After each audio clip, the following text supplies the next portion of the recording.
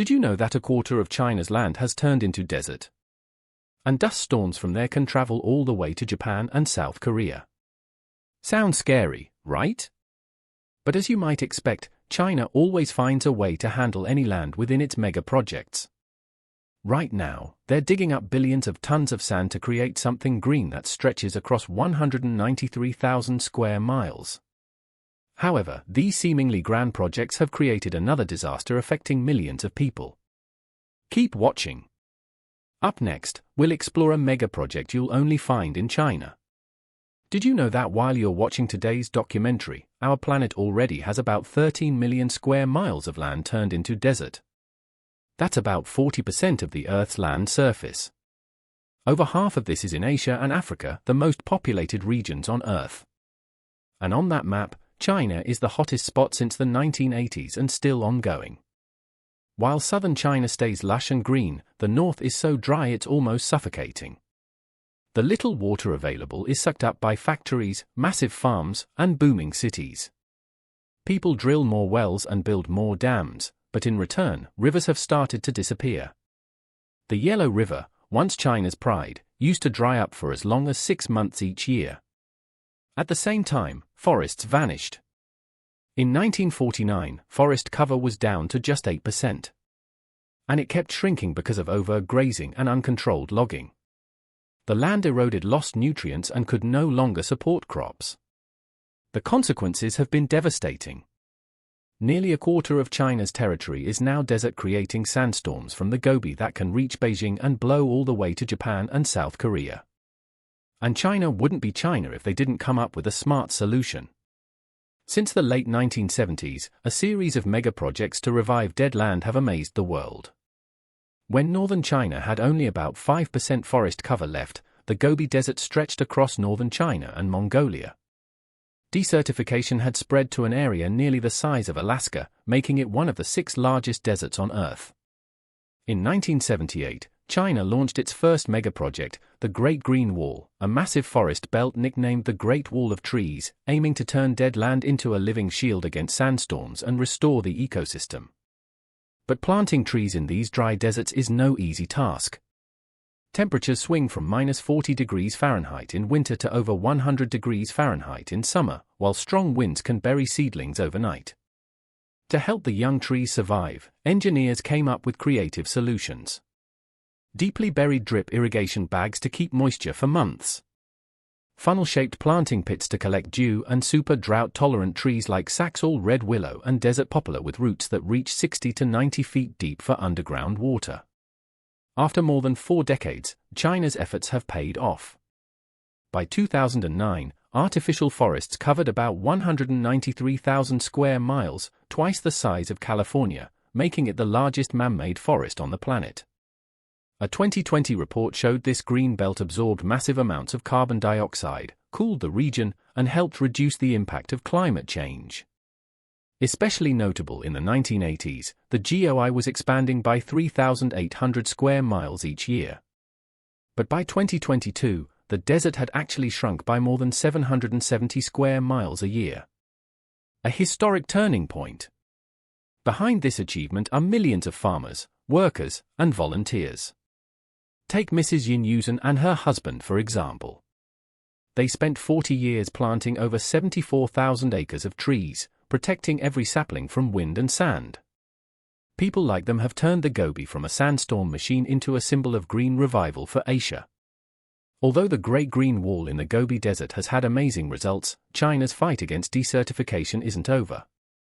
Out west, the Taklamakan Desert, called the Dead Sea of China, covers a massive 130,000 square miles with over 85% being shifting sand dunes.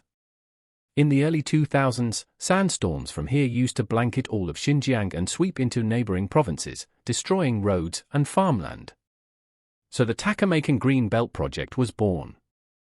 Different name, but the process is almost a copy of the Gobi Green Wall study, the harsh climate. Choose drought-resistant trees. Plant them in grid patterns to break the wind. Cover the sand with straw or mesh before planting and set up drip irrigation systems. Over 40 years, hundreds of thousands of workers and volunteers have created a green belt 1,715 miles long around the entire desert. The final 177-mile stretch began in 2022 with 600,000 people taking part.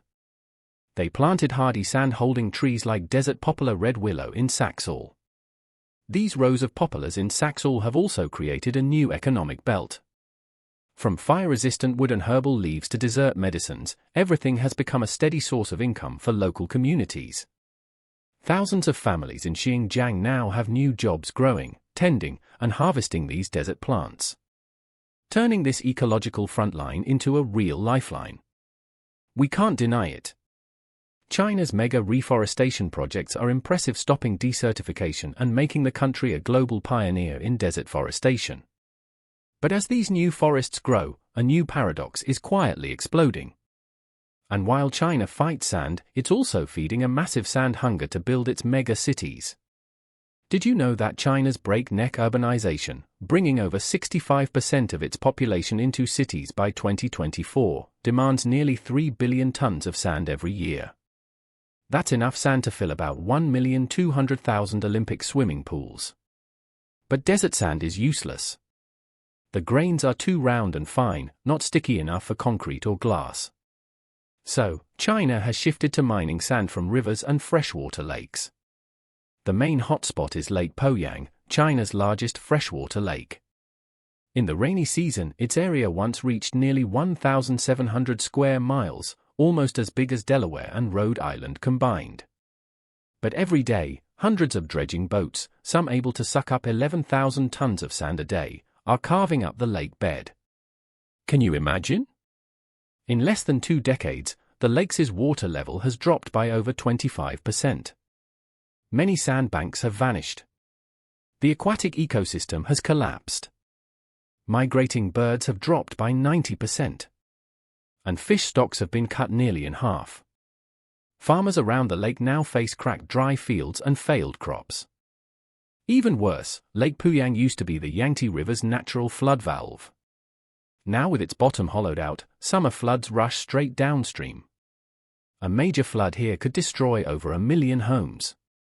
Imagine if Lake Michigan were drained and Chicago lost its flood shield. How would you deal with that? Although the Chinese government has issued bans and restrictions on sand mining since 2000, the lure of billions in profits keeps sand pirate fleets working in the shadows. Still, the desert projects can't stop, and they're great for saving wildlife, agriculture, and everything else suffering from encroaching sand. To keep the economy flowing and tap Xinjiang's huge oil and gas reserves, China began building the Taklamakan Highway in 1993. A bold lifeline cutting across the country's largest shifting sand desert. At first, it was just for hauling materials, but a few years later, it opened to residents and tourists, becoming a vital desert transport route.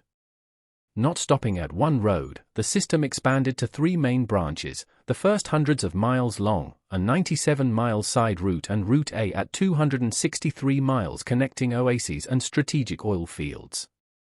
Keeping the road open where wind can bury sand dunes in hours is a huge challenge. The solution: rows of sand-blocking trees along the whole route, large-scale irrigation systems and maintenance sheds every 2.5 m to control sand 24 hours a day, 7 days a week. Notably, this is China's first carbon-zero highway with 109 irrigation wells and 86 solar power plants, saving about 1,000 tons of diesel and 3,410 tons of carbon dioxide each year. Where there was once only wind and sand, now a ribbon of blacktop glistens under the sun, cutting straight through giant dunes. A truly unbelievable sight. But China didn't stop at highways. They also built the 439 Lint Railway with 90% of its length crossing areas with no roads at all. Opened in 2009 for freight and 2010 for passengers, it's an engineering marvel with 180 bridges and over 1,000 underpasses and tunnels. The biggest challenge is still the fierce sandstorms. To keep trains running safely, China set up 9 sand control centers, planted windbreak strips, and used special nets to stabilize dunes. Thousands of workers have to clear sand constantly. Sometimes they finish in the morning only to have the wind cover everything again by afternoon. This is the steel lifeline through the desert, proof that humans can push the limits of nature. Are these projects enough to surprise you? Actually, deserts often seen as dead land have an advantage. Few places do endless solar energy. China has seized this opportunity to turn vast stretches of sand into giant power plants. Let's start on the edge of the Gobi Desert. In the middle of nowhere, you'll see an 850-foot tall solar thermal power tower, the height of a 60-story building, surrounded by 12,000 giant mirrors sparkling in the sun.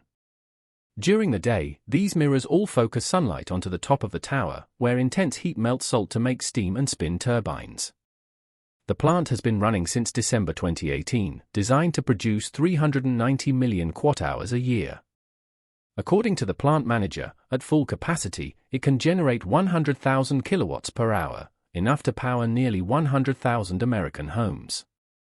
And unlike traditional solar, this system can store heat, letting it generate electricity even after sunset. Move over to the Kabuki Desert and the scene is even more spectacular.